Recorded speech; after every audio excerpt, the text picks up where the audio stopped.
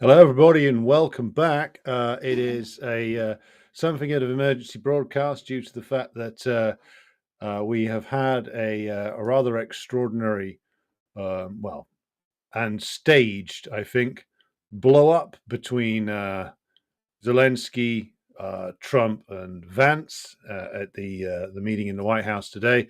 We're going to watch some videos of this, and then we shall discuss. So, first up, this is the longer version. I'm going to play first, and we'll then.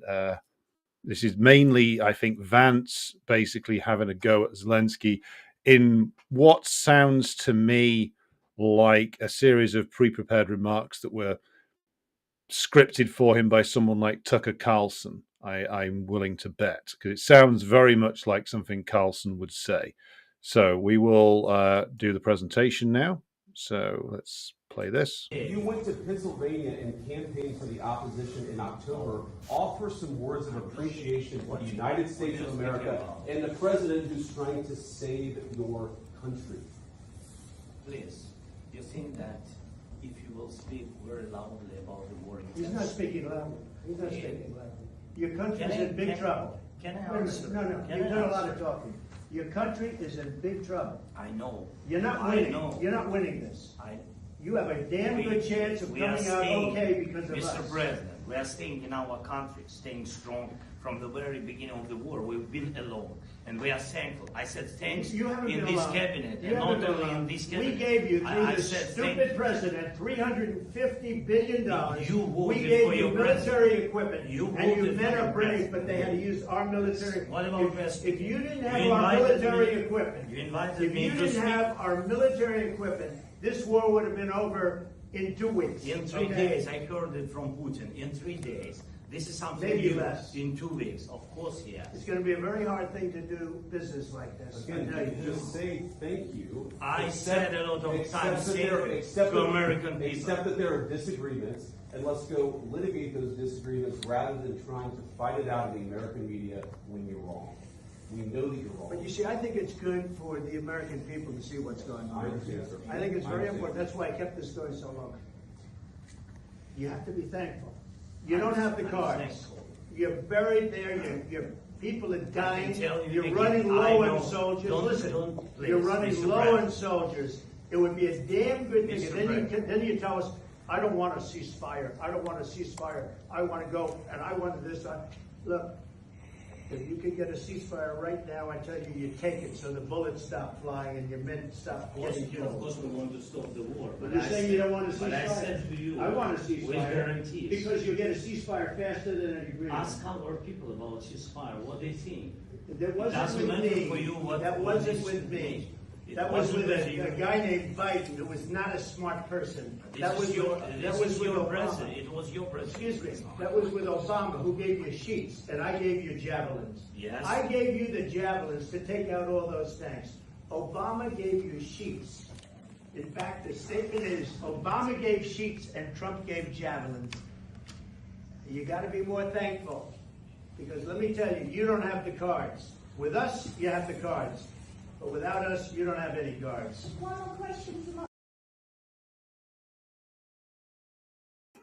Right. Well, I hope you all enjoyed that. There is another one with Vance telling Zelensky to wear a suit, but I think you get the general impression.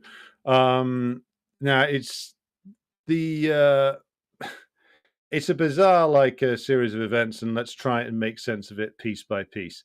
Like the so let's start at the beginning. Like, why on earth would Trump and Vance and the US administration do this out in public? Because these rows between vassals and the American imperialists happen all the time behind closed doors.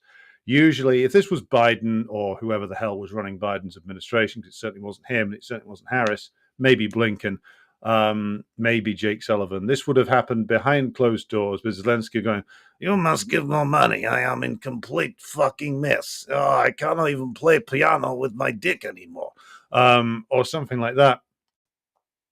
But So why does Trump do it out in the open? Well, partly it is because, of course, that appeals to Trump, very much so.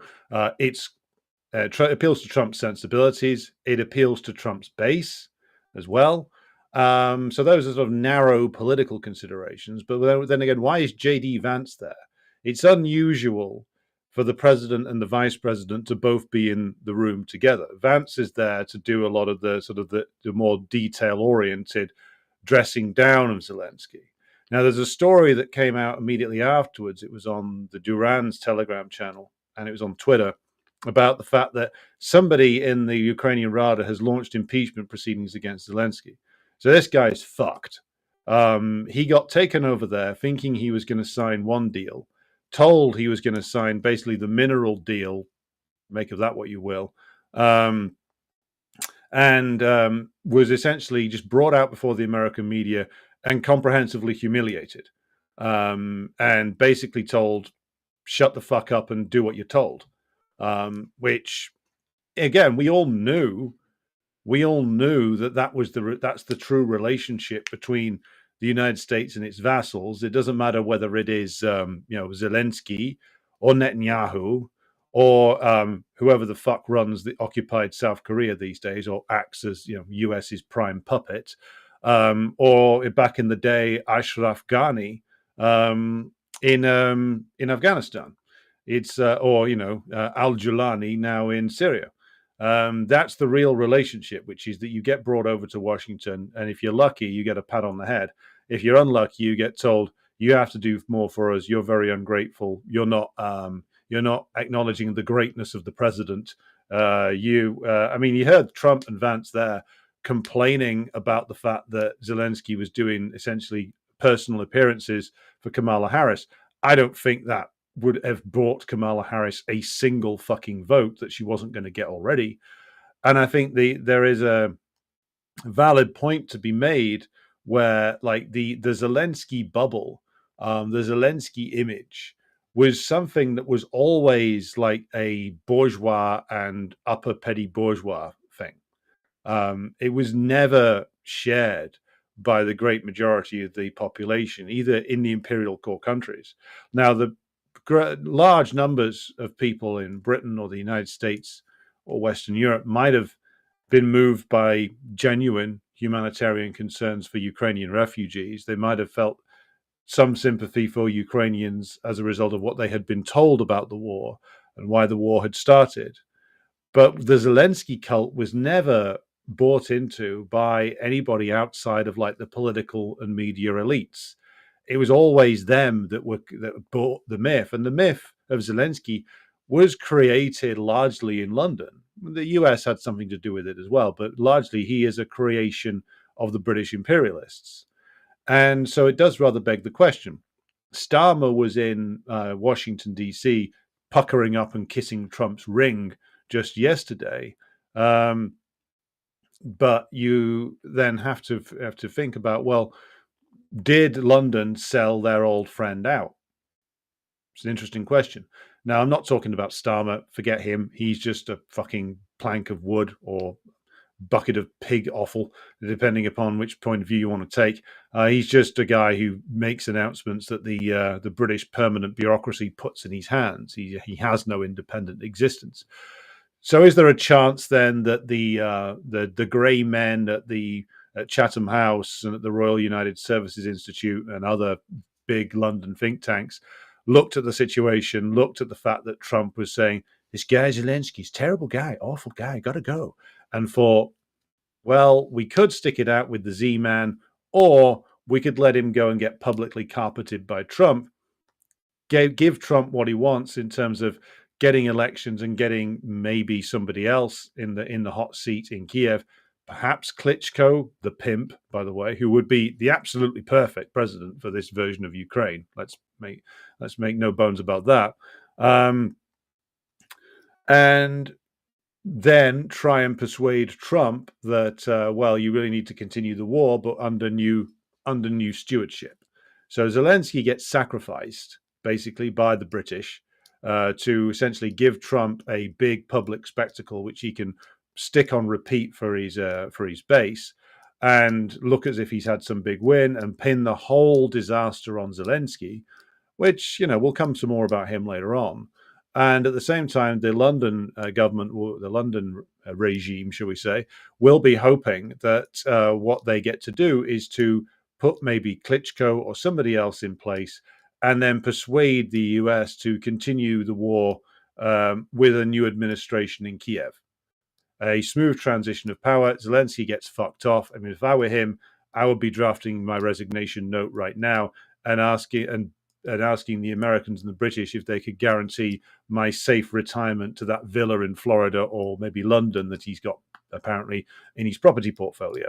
Because if he goes back to Ukraine, there's a severe risk that he's going to be dead. Because what happens when you are the leader of a stooge regime, which is essentially a mafia regime with many different contending mafias within it, and you are held in place by the fact that you are the man who brings home, who is seen to bring home the money from the European Union, from Britain, from the United States.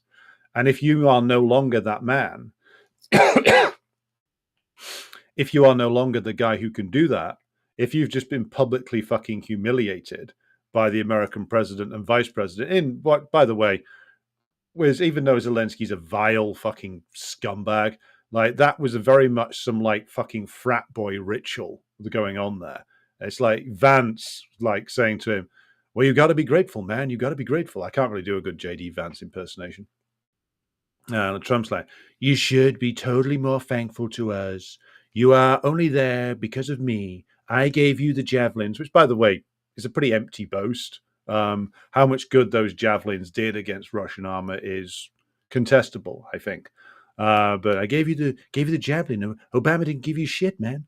No, you met with Biden, awful guy, dumb guy.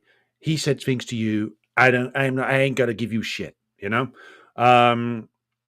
So yeah, once you've been publicly humiliated in some sort of submission ritual by basically a couple of overgrown frat boys in the form of Trump and Vance. With, by the way, if you see the wider angle there, you've got most of the officialdom of the American administration all stood there smirking off camera. So it was a pre-prepared humiliation ritual, but it was given that these are all like, old school frat boy assholes. This is the kind of thing that, this is the kind of shit that still appeals to them. So you've just been publicly humiliated. Like, you've been told basically you have to do what we say. We're not giving you shit until you do what we fucking tell you. And if you don't, then you're out. So it's no wonder that the other mafias in Kiev are now moving against him, thinking that, well, he's fucked. Unless we move quickly to put a new guy in place, then we might all be fucked as well. So you now have maneuvers that all of his enemies, all of Zelensky's enemies in Kiev, of which there are many, will now be moving against him, trying to secure for themselves the big gig. What will the American imperialist plan be? Now they've publicly fucked off Zelensky. I mean, unless he comes on stage and literally like cradles Trump and Vance's balls in his hands, what is he going to do? He can't do anything. He's been revealed for what he always was, which is a puppet. And he's just been told basically that he has to follow orders. So the illusion, and by the way, nice of Trump to confirm what many of us always said, which is that Ukraine was being built up for this war from at least 2014 onwards. And that Trump actually intensified it. So nice of Trump to confirm what, again, many of us have said for a long time. The war was planned for a long time, and now he's being executed. So what is the US plan? It's probably to bring in some new regime in Kiev who will then basically do what they're told, which is sign an agreement with the Russians. Now, what is the agenda of the British imperialists here? Because these tricky bastards aren't to be underestimated. Forget Starmer. He's just a buffoon. He's just doing what he's told. The real people that run things in the think tanks and the Foreign Office and MI6 and the military hierarchy, what's their plan? Because these people aren't completely stupid. They had to know that Trump was going to do this. In fact, they were all over there yesterday seeing they would have been testing the water, and if their intelligence operation is any good, and I think it is still pretty good, they will have known very well that this was in the air and that Zelensky was basically walking into a bear trap. So the British imperialists will be planning their next move, and their plan is to essentially get to the point where they sign a peace deal of some variety, but one which is as minimal as possible, which still leaves the Kiev regime in place, which still leaves their operations inside Ukraine in place, which keeps the Russian demands to a minimum, which gives the Russians the minimum that they can possibly get away with, which allows British special forces, British intelligence to continue operating all over what is left of Ukraine, and to wait for a few years, perhaps, and to enable the British and others to slowly build Ukraine back up again, to then relaunch the war in 2 years, 3 years, 5 years, and come back to it. That's what the plan is. Now, let's take our lens here and widen it. What else has Starmer been burbling on about? Now, remember, he's just making announcements that are handed to him. The announcements made by Starmer and the British political hierarchy around defense spending, around defense manufacturing, things like that, which we've covered on the Decline and Fall show with our comrade and friend Kit Clarenberg, that about how impossible and stupid this all is, and how they're not going to achieve any of it. But their plan is to rearm themselves, to build back up weapons stocks and supplies, in order that the war can effectively be relaunched after a pause. That's the British plan now. I'm convinced of this. They know that this war now is fucked. It's over. This version of the Kiev regime's done. Zelensky's done. So where do you move from here if you're the London regime?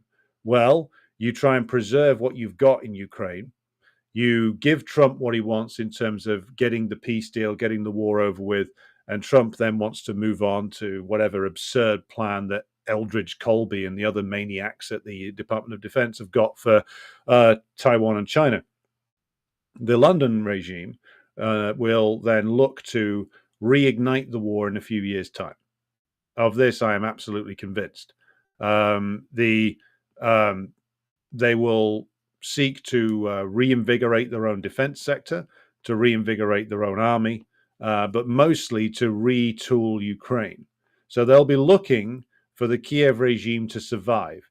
The Kiev regime won't get in NATO, of course, but there's a fair chance that the next puppet will be in London by then, probably Streeting, who will then say that, well, I never thought that Ukraine should be in NATO.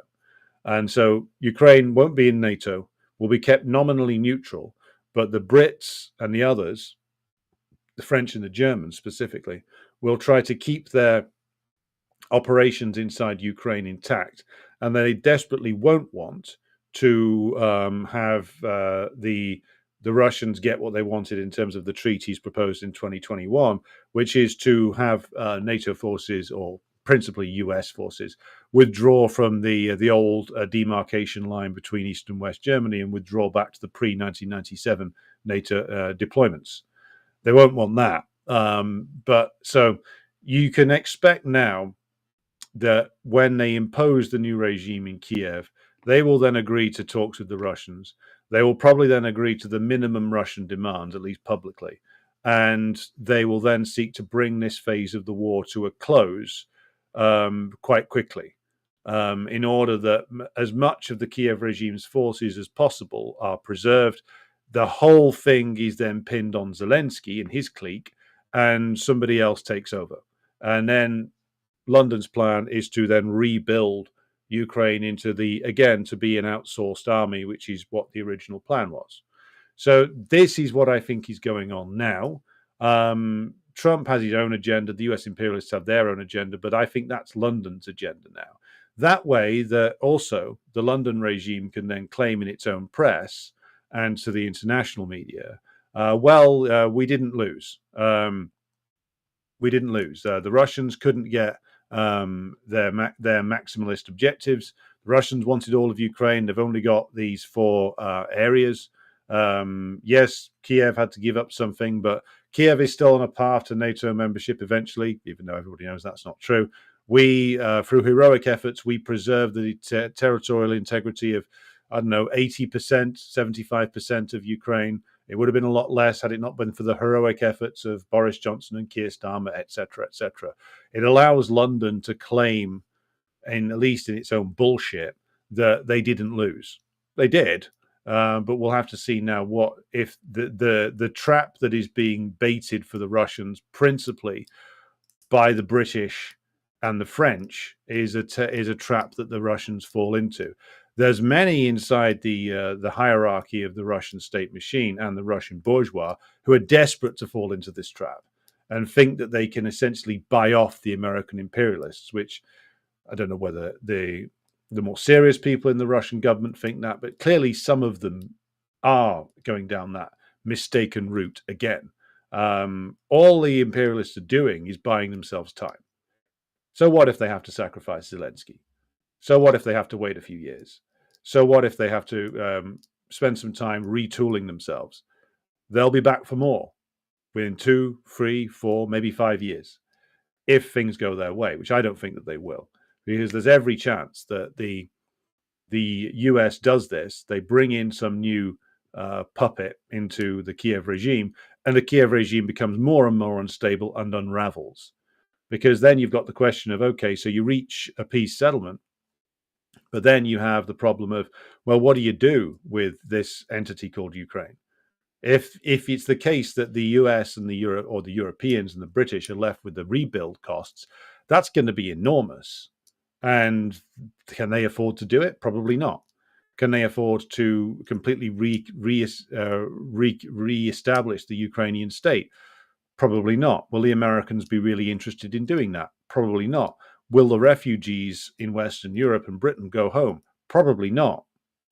So this plan that they are now seeking to put together, I think, probably has a whole load of holes in it, which they haven't considered because they're having to essentially improvise due to the fact they've been forced to reckon with the fact that they are losing and losing badly.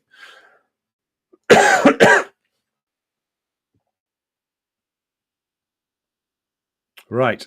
So we are in the end game merely of this phase, and so I'm going to turn to comments and questions from the audience now. So let's just have a look where we are. So we got 255 of you watching on Twitter or X right now. Where are we? Where are we? Where are we? Okay. So let's go up. Let's say hello to all those who are here. So Just a Maverick, Luca, Ash, hello to you. Philip Blair, Comrade Ian Foster, Robeson out there in Indonesia. Luca says, I think Zelensky was advised by London to hold on some points like the security guarantees. Yeah, won't do him any good. He's still fucked. Hello to Comrade Daniel, Caustic Grip, AJ Williamson, Iris Crocus, Mo 1917, who says Zelensky sounds like he had a rough coke binge last night. Well, he sounded like that for years, probably because he has a rough coke binge every night. Hello to Anthony. Hello to Nush82. Vera says it's a humiliation ritual. That's true. That's why it felt like a fucking frat boy thing. It really did. Hello to Holistic Politics. Nush82 says this aligns well with Trump's earlier statements to hold Ukrainian elections. That's true. Nush82 also says the Russian bourgeois and the nationalist section seem to be celebrating that Trump is on their side. This will be a grave mistake. It will absolutely be a grave mistake. US imperialism, of course, has its own interest and its own agenda. This plan that was cooked up over a number of years, probably going back 30 years in total, accelerating since 2004, this plan has failed. This version of the war has not worked. So they need to recalculate now. And Now, there will be those in the Russian hierarchy who know very well that this is the agenda. The problem is that that there are those also in the hierarchy who are again desperate to return Russia to just being a raw resource appendage of the West. There are others within the Russian hierarchy who think differently. So there's going to be a real battle between the various different elements in the Russian government about what the way forward is. Because the Russian bourgeois, I will return to my previous statement. These people are as rotten as they've always been. Their historical antecedents, all the way back in the 1890s and 1900s, were owned principally by the British and the French, who funded a lot of the industrialization in Russia in the 1880s and 1890s. So they remained owned by the British and the French, with the addition of the US. After the establishment of the bourgeois republic in February 1917, March 1917, when they re-emerged again in the counter-revolution of 91, they remained a rotten class, left behind by history, just desperate to sell Russian resources and pocket the cash. And they really did just want the Russian Federation to be essentially just a petrol station, a gas station with maybe an army attached to it. To use the old phrase of the late and unlamented Senator John McCain. Those people are all still there, and they'll be really excited right now. They'll think that their moment has come, that they can return to the European market, that they can return to the US market, that the party is back on again. I don't think they're going to get it all their own way. I think there's been too much water under the bridge. I think even some elements in the national bourgeois have perhaps woken up a little bit as to the fact that you can't trust any deal the US and the British and the French would sign. But it's a real problem in Russia. These like comprador elements are still there. They still have a lot of money. And the Russian government, despite all of its words against them and some of its actions, has always been unwilling to take a clear stance against them. Again, they say a lot. Putin makes a lot of speeches. And yes, there's been some progress, but that progress has mainly been because of actions taken by the imperialists. It's the imperialists who've cut off the Russian bourgeois from the West. It's the imperialists who kicked them out of SWIFT. It's the imperialists who froze their assets. It's the imperialists who confiscated their properties. And it wasn't the Russian state who did that. It's the imperialists who forced them out of Cyprus. So we should really be thanking Comrade Biden for his assistance in reindustrializing Russia and pushing the process of reindustrialization forward. Because if it was just left up to the Russian government, which moved at a glacial pace beforehand so as not to upset the bourgeois, then we'd still be waiting. Well, the Russians would still be waiting, I should say. So, yes.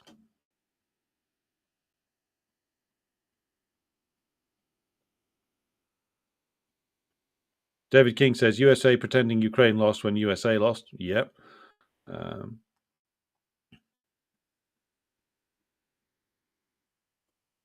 I don't need a ride, I need ammunition. Who made up that Zelensky quote? PR agency in London, most likely.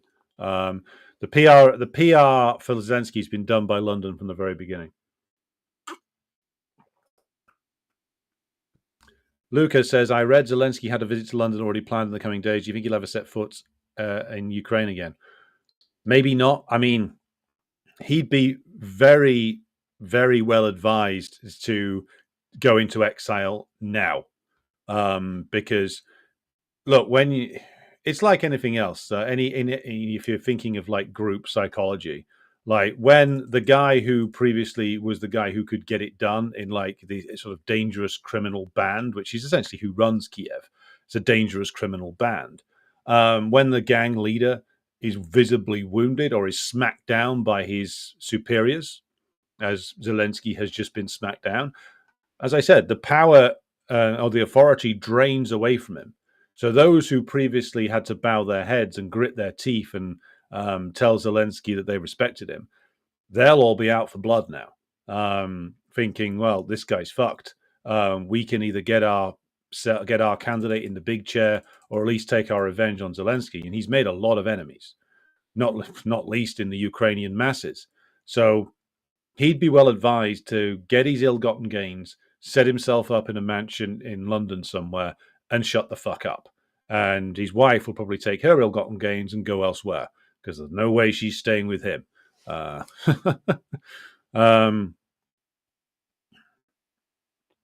Yes, Agricola Urbanus's comment is correct. Trump, of course, is disingenuous about them stirring up the war in the first place, yet Zelensky is disingenuous too because he was willfully throwing his country and his people into the meat grinder. Yes, that's true. I would say also that Lukashenko's comment is correct. When Lukashenko said Zelensky acts properly by demanding everything. It was about 18 months to 2 years ago that Lukashenko said that. And Lukashenko is right because Biden and through Johnson promised Zelensky everything in return for continuing the war. So that Zelensky turns up and asks for everything is entirely correct, because from Zelensky's point of view, he's asking for what was promised. Now, of course, London and Washington never had the slightest of intentions of delivering upon what was promised, not to the extent that they would actually risk open warfare with the Russians. They've always only escalated to the point where it looks like something dramatic. It does have some destructive effects, but they've never been willing to risk open war with the Russians. That is never something that they've been into, because they know they couldn't win. It would be a disaster. And again, contrary to the point of view expressed by many other multipolar channels out there, this isn't a multipolarist channel, this is a Marxist-Leninist channel. Contrary to other points of view, I've never thought that the London regime or Washington was out for an open war with the Russians. They weren't. Every time that it looked as if that might happen, they've backed away. Now, we talked the other day on the Decline and Fall show about the claims made by the exiled Ukrainian journalist Diana Panchenko about what happened in the early stages of the special military operation, that 13 American and British bases got wiped out in the first few hours in 2022, this time 3 years ago. And the Americans and the British didn't say shit, because they couldn't, because these were all secret operations where they were doing fuck knows what. But there'd be a load of American and British casualties, not huge numbers, but significant numbers, that are put down to car crashes, helicopter crashes, got drunk and accidentally fell on 100 bullets, accidentally brutally cut his own head off while combing his hair in the barracks. Terrible shame, that usual kind of thing. And quite how the Polish government is going to explain the thousands of dead and wounded Poles, I'm not quite sure yet, but that's going to come out. The point being that the British and the Americans always backed away when the Russians actually put their foot down, because they know they couldn't win that. And it was never meant, they were never meant to go into direct conflict with the Russians, because look, the British generals know very well, the British intelligence chiefs know very well, as do their American equivalents, the weaknesses of their own forces. They do know, because it's all there on the parliamentary record. Go and look at the British Defence Select Committee hearings, even ultra reactionary serving and recently retired officers of the British Army and Navy and Air Force will tell you publicly on the record that they can't fight the Russians. So this move now by Trump to ditch Zelensky, get somebody else in there and postpone this, basically put a stop to this thing, does work from a political point of view, from the point of view of the British imperialists, who have identified a 5-year time frame being needed to renew the war. Now, I don't think that will work, but you can see where their thinking is coming from. Didn't Ian Smith move to London after Rhodesia? No. Ian Smith, the former leader of the white minority-ruled Rhodesia, he stayed in Zimbabwe. I think he died there.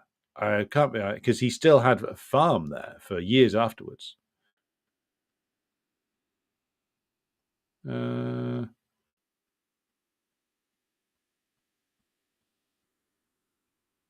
Okay, let's move along here. Got 205 watching on Rumble and on YouTube. Thanks to all of you for tuning in. I got at least 255 or so watching on Twitter or X, if you prefer. Just scrolling through some more comments here. Agricola Urbana says, if Russia is wise, They drag out negotiations until Odessa is in a cauldron, which should not be too hard given the delusional state, not only of the EU, but big parts of the US establishment too. Yeah, I mean, it's going to be interesting to see. I mean, the Russian negotiations and Russian intentions are perhaps deliberately kept rather opaque. No doubt the Russians are playing all kinds of games with the Trump administration, trying to lure Trump in with promises of rare earth metals in Russia and stuff like that. Quite whether the US imperialists take the bait on that one, I would be cautious about, to be honest, because the people who actually make the calls on these things are, again, they're ruthless, bloodthirsty bastards, but they're not stupid. They know and understand the interests of American imperialism. This isn't American imperialism moving to be a regional power. Far from it. This is, as others have commented, and as we have commented here, this is calling time on a bad investment, and they will now rearrange themselves and try something else. Almir says, we will build up Ukraine again, and in the meantime, the Russians will do nothing. That is the idiotic assumption of the British ruling class. Correct. I'm convinced that is what some of them at least are thinking. Right. Just scrolling through here. Apologies if I don't see your comment. I don't think the Russian policy will change, says Almir, Putin is the boss. Who will take the reins after Putin? Medvedev, maybe, with the same circle of people. I don't think Medvedev will. Maybe, but then again, I mean, maybe he's the ideal man for the new era. I mean, I would have said a few years ago he's perhaps insulted too many people, but given that Trump is president, maybe that's the ideal man for the job. Given that the people he's insulted are people who are all going to be gone from office in a few years' time, so it doesn't really matter anymore. So maybe he'll come back. We'll see. There's no one else really in the hierarchy that I'm aware of that would fit the bill, but I'm not that well versed on the up and coming stars of United Russia, so I'd need to think about that.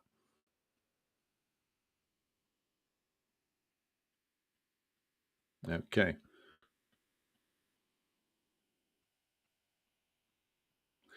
Nurshedi2 says the Soviet Union carried out extensive geological studies in its territories. The Russians, judging by their reactions, know that there is not much in Ukraine in minerals. It's been wildly overstated how much is there. That much I'm convinced of. Like the Ukrainians have been claiming there's all kinds of shit under the soil there that either is not there or is only there in very small amounts.